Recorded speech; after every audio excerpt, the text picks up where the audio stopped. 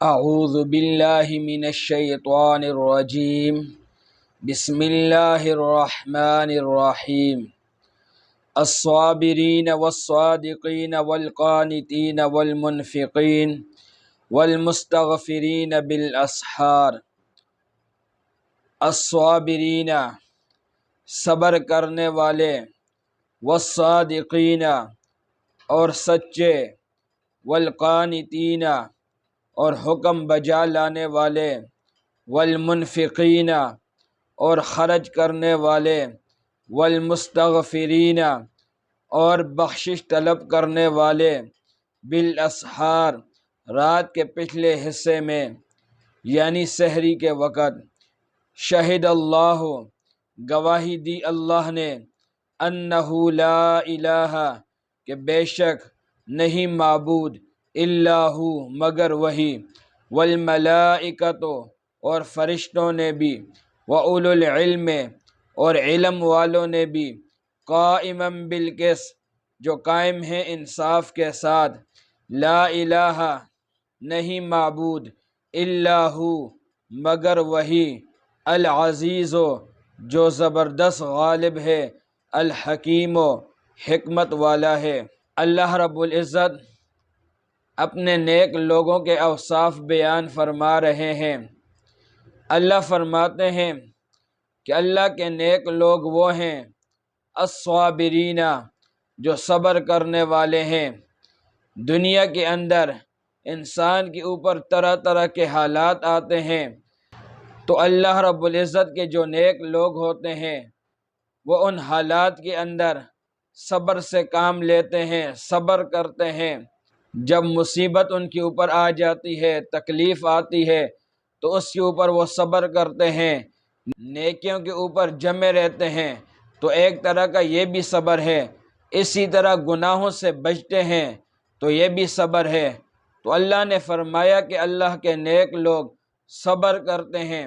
قرآن مجید میں دوسری جگہ آ گیا، انما یوفی الصابرون اجرہم بغیر حساب، جو لوگ صبر کرتے ہیں اللہ رب العزت ان کو بے حساب اجر عطا فرمائے گا۔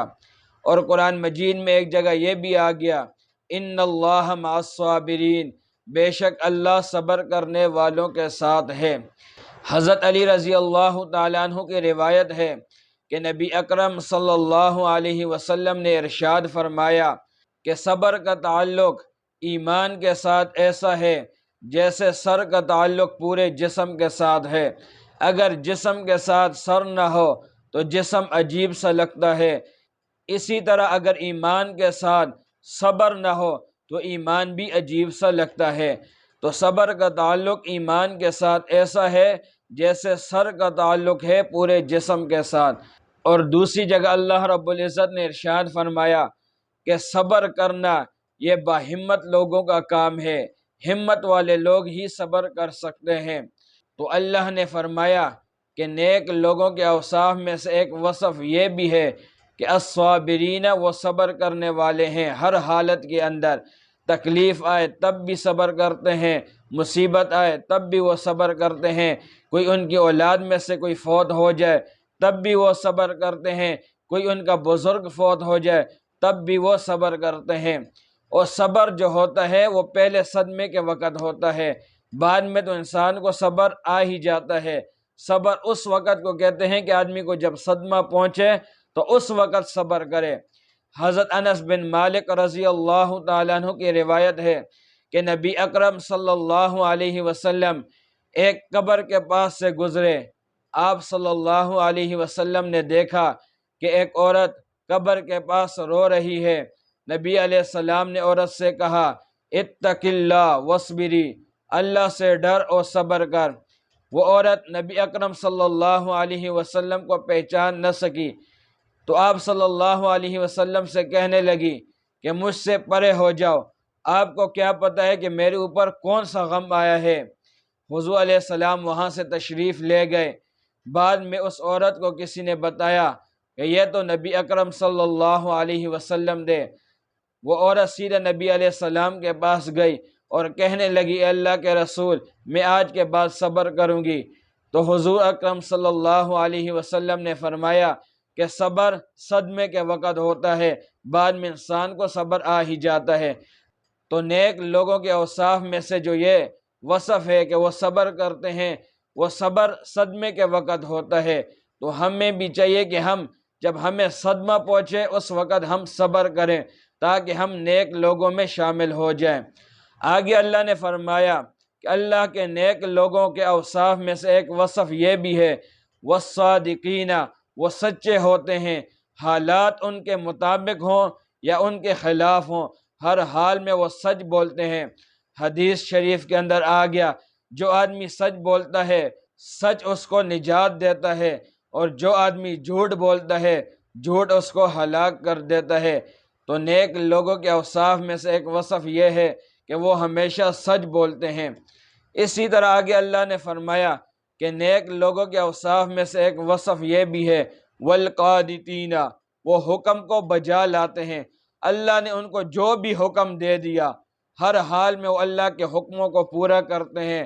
ان کی زندگی اس طرح گزرتی ہے کہ ان کے ذہن کے اندر ہر وقت یہی بات ہوتی ہے کہ ہم سے اللہ کا کوئی حکم نہ رہے، بلکہ اللہ کا جو حکم بھی ہماری طرف متوجہ ہو ہم اس کو ہر حال میں پورا کریں۔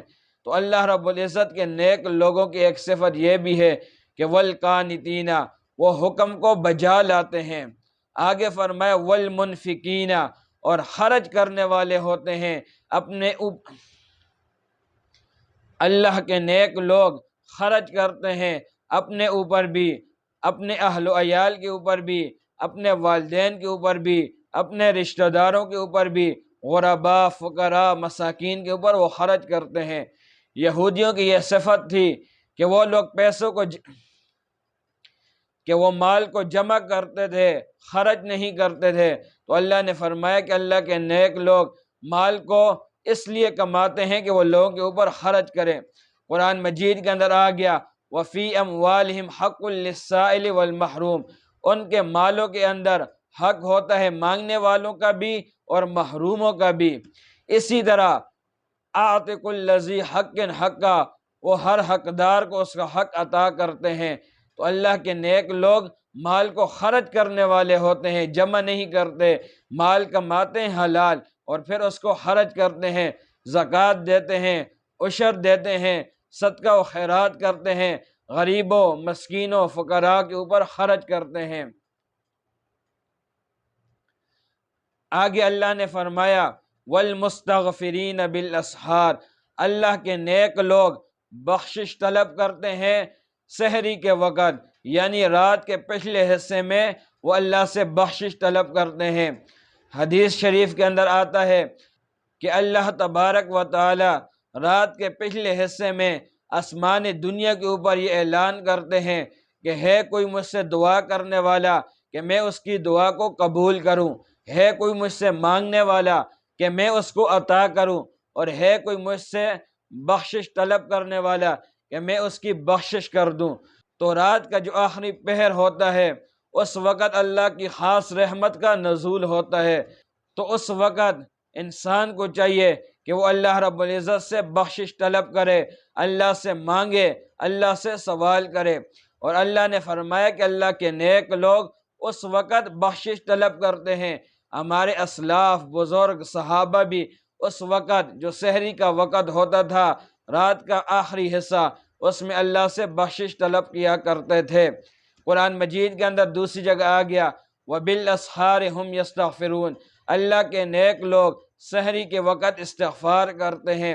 حضور اکرم صلی اللہ علیہ وسلم نے اپنے صحابی سے فرمایا اگر آپ یہ چاہتے ہیں کہ میں اللہ کے نیک لوگوں میں شامل ہو جاؤں، اللہ کے خاص بندوں میں شامل ہو جاؤں، تو آپ کو چاہیے کہ آپ سحری کے وقت یعنی رات کے آخری حصے میں اللہ کے سامنے دعا کریں، اللہ سے مانگیں۔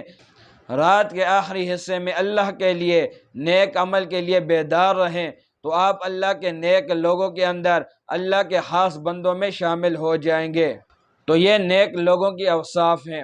آگے اللہ نے فرمایا شہد اللہ انہ لا الہ الا ہو، آگے اللہ نے فرمایا شہد اللہ، گواہی دی اللہ نے، لا الہ الا ہو، کہ اللہ کے سوا کوئی عبادت کے لائق نہیں۔ نہ حضرت عیسیٰ علیہ السلام، نہ حضرت عزیر علیہ السلام، نہ جبرائیل، نہ میکائیل، نہ فرشتے، نہ چاند، نہ سورج، نہ ستارے، کوئی چیز بھی عبادت کے لائق نہیں۔